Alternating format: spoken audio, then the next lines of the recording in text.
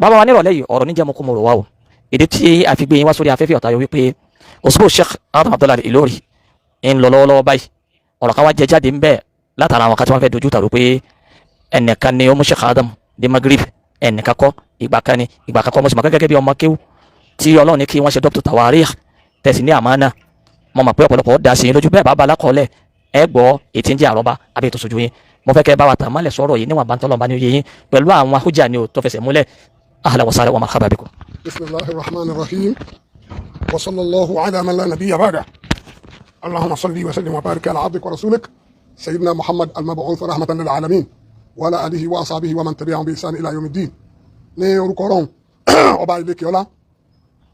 ìkẹ́ àti gẹ̀ fún Ànábì wa Muhammad sallallahu alaihi wasallam. tó a ṣe prógámù kan ní ẹ̀kan àwa láti rí pé a gbọ́dọ̀ tún ṣe lórí amánà àti ikhlas àti insaf. Ànábì wa Muhammad ló sọ̀rọ̀ sallallahu alaihi wasallam ó ní waqibil al-haqqa mimman ja'a bihi sagira aw kabira qariba aw ba'ida habiba aw bagidan waridud al-batila mimman ja'a bihi sagira aw kabira qariba aw ba'idan habiba aw bagidan muqabala arba bi arba inda ulama al-balaga. Ànábì Muhammad wà baligi púpọ̀. Ànábì ni máa gba òdodo gbogbo ẹni tó bá gbọ́ òdodo wa ọmọ èké ni o àgbàlagbà ni o ẹni tó súnmọ́ ni o ẹni tó jìnnà sí ọ ni o ọ̀rẹ́ rẹ ni o ọ̀tá rẹ ni òdodo ló gbé aṣá gbà wá dá ìran rọ́nà padà má torí kọjọ́ ọmọ kéwù rẹ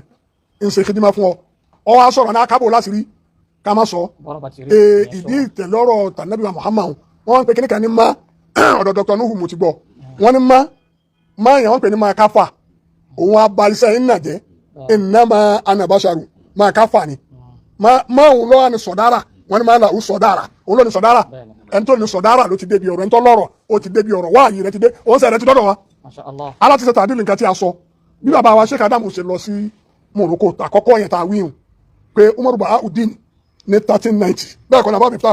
ti jẹ́ 1970 ló ti kọ́ pé ní ló ti sọ̀rọ̀ bàbá ìpé ní al-Ustaz Adam Abdullahi Al-Ilory alamun min alami dawa ila al-Islam wa lugati al-Qur'an في نيجيريا بلاد العزيزة ساعة التاريخ الضخم والوشائج العريقة الأمة التي تربط بالإسلام والعروبة جمعتنا الزمالة في عدد من المؤتمرات الإسلامية فربطت بيننا آصلة أخوة في الله لم يتسع لها المجال لقدر كافي من التوصل والتأمل حتى كانت زيارته الأخيرة للمغرب العربي في طلائع شعبان وأنا في الرباط الفتحي أدرس الإسلام وتيارات المعاصرة لطلاب الدراسات الإسلامية العليا في دار الحديث الحسنية من جامعة قرويين فكانت السعادة أكبر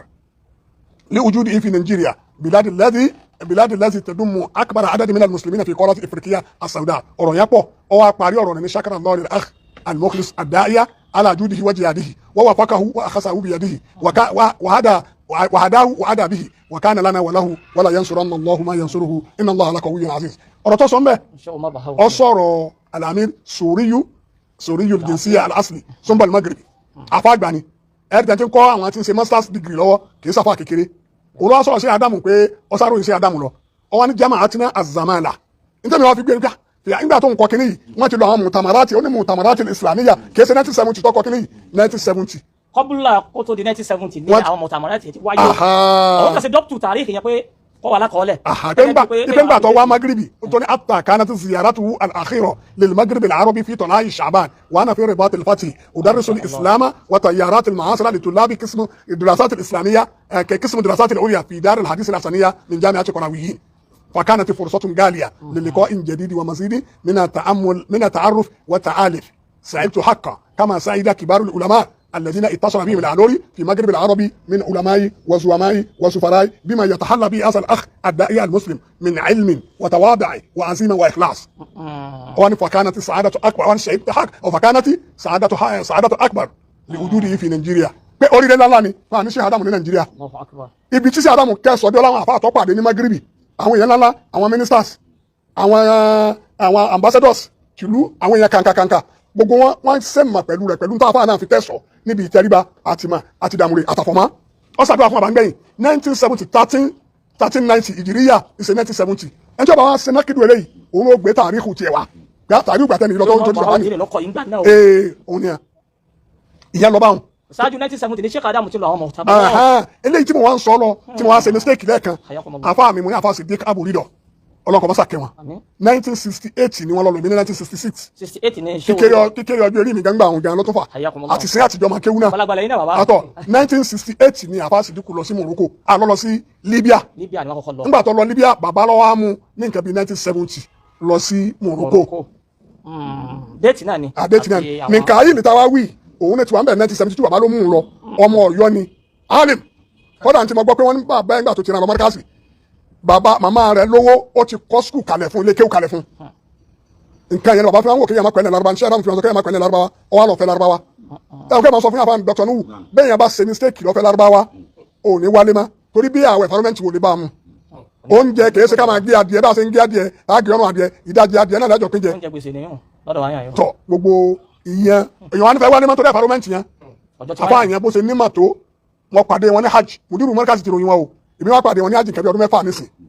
lọ kí wọn ló tiẹ̀ tí wọ́n dé sí tí n bá ń sọ Lárúbáwá lọ alájẹ ẹrù pé àwọn new cast ni yóò ti gbà pé Lárúbáwá lòun sọ yọba tó dá sí èbò wàláì tó dá sí èbò yóò ti gbà pé ẹni tí a jókòó ẹ̀ sí Faransa yóò tó dá sí Faransa ìpẹ́hùn bàbá ni wọn náà mú lọ ní 1972 kìí ṣe 1966 tí èmi alájẹ sàádà wo ni wọn wá lò tí wọn fẹ́ dúró lé lérí nìyẹn mistake ẹlẹ́ẹ̀kejì ni pé ọ̀tọ̀ nílùú tí ìyá wa bá wọn lọ kò kìí ṣe Morocco ṣẹgẹtì tàdílát àyìn tó sì dáa kéèyàn má tìjú béèyàn bá ṣe mistake ẹ sọ fún kó ṣe mistake Ọlọ́run jẹ́ kárí àwọn àgbàlagbà pé ọmọ kan máa wá kọrin kan kí n fi parí ẹ̀ síbẹ̀ ẹni sọ pé ẹ máa sọ àfáà Nuhu Dr. Nuhu ìpè ń bi orin iná mi náà ṣe rí orin yóò bá náà láti kí máa ń bẹ́ẹ̀ ó ń sọ ní Ọlọ́run má jà àgbà ọ̀ tán ká lè rí tàmí ipa Olúwa má jà àgbà ọ̀ tán ká lè rí tàmí ipa aládìsá àmọ̀wọ̀ wẹ̀sẹ̀ ó ní láti bá àgbà jẹun èmi náà ní Ọlọ́run má jà àgbà ọ̀ tán ká lè rí tàmí ipa alálàbí mọ̀wọ̀ wẹ̀ ó ní láti bá àgbà jẹun ọmọkùnrin tí lọkọrin wọn. èyí tí afẹsẹ̀ ìsìnbátù rẹ̀ nírọ̀lẹ́ yìí gàgà ó ní wípé Sheikh Adamu ẹsẹ̀ pẹ́ nìkan ló mú wọn lọ Morocco 1984 bàbá ẹsẹ̀ wọn ti lù sí Morocco lọ́dún tó ti pẹ́ ní. pẹ̀lú ìsìnbátù pẹ̀lú àkọọ́lẹ̀ ni o. pẹ̀lú àkọọ́lẹ̀ ni o ẹ̀rí jẹ́mi ìṣó tá a mú wá ti Sheikh Umar Bahauddin yìí o àwọn sọ yìí ní 1970 but 1970 kìí ṣe lọ́kọ̀ yìí lẹ̀ o bàbá ti ń lọ bẹ́ẹ̀ ṣáájú 1970 kẹ́ni tí ò gbọ́ yóò tètè gbọ́. tòró ní jama atina azamana fi adadin min al-mu'tamarat al-islamiyya farabitati baynana asiratun ukhuwati fillah. gbogbo ẹni títọ̀ bá yé kó kílíà sí wa ọ̀rọ̀ tẹ́lẹ̀ kan sọ pé ẹnìkan ló mú Sheikh Adamu lọ Morocco ní 1980 kò rí bẹ́ẹ̀ o nínú àwọn àkọ́ ikọ̀ àtàwọn wàsá ikọ̀ tá a nílé léyìí o bẹ́ẹ̀ bá tó wá ń béèrè àlàyé tó jù bẹ́ẹ̀ lọ kó kàn sí wa. olúwa masa kẹ Sheikh Adamu bá a kẹ gbọ́ àwọn afa bá wa gbogbo àwọn olùfà jẹ́ kẹ́mi wọn gùn bàbá wa Sheikh Adamu Abdullahi lórí ọlọ́nkọ kẹ wọn gbogbo àwọn tí wọ́n jọ ṣe tí wọ́n jọ jálàjọsí papọ̀ bàbá wa ní Òṣòdì náà ọlọ́nkọ kẹ wọn afa àwọn náà ní bàbá gbogbo ọba sọ̀rọ̀ wọn síbi tíra gbogbo kílẹ̀dẹ̀sírísì ọlọ́nkọ masa kẹ Sheikh Adamu pẹ̀lú ẹ̀kọ́ tí wọ́n kọ́ wa bàbá àwọn mùdírù mọ́ríkàsì náà ẹ̀tọ́ pé èèyàn máa ń sòdodo èyí ṣe mistake tẹ̀lá ṣe mistake àbọ̀ correct yà lẹ́ẹ̀kan náà Dr. Nuhu ni mò ń sọ̀rọ̀ Sheikh Adamu fún wa mo ní 1983 bàbá mo wá fẹ́ kakí wájú bàbá mo fẹ́ kakí wájú bàbá 1983 bàbá ní èwòrán ẹ̀ka fún mi àfa sàrújú wà mí kálẹ̀ njọ́ náà wọ́n á ní àṣàtàwí àṣàtàwí ìyá wọ́n yẹ fojú fóòyàn níbi àṣìṣe wọ́n yẹ bàbá yẹ fojú fóòyàn wọ́n yẹ sí gbàgbé làákàyè wọ́n sì wà yẹ́kìsọ̀ kọ́dà tá àgbà tá a sì mọ́sálásí jímọ̀ lọ́rin tá a fà bá kíkọrin wọ́n ní ká fà kàn wá kà àbá wọn gbé àbá wọn ní ọ̀sẹ̀ tàhíyàtún mọ̀ọ́kà tàhíyàtán òhájì tàhíyàtán bàbá yẹ fojú fóòyàn kọ́dà ní ọba yàn 1979 ní ìsàlámù yóò ti fi ya nkàlà òkà omi mi ń ta ájúbì wákà wàkúlítù mi ń ta ájúbì ẹsẹ̀ kan náà òun ni mi ń ta ájúbì wàkúlítù mi ń ta ájúbì lè ṣàṣeré àìkásù mayàtò. wọ́n gbà lọ́wọ́ lórí wà á tọ́lọ́ lọ́wọ́ umar al-mudir subhana man la ilaha illa huwa wala khata wa fawqa kulli shay'in alim subhana rabbika rabbil izzati amma yasifun wa salamun ala al-mursalin.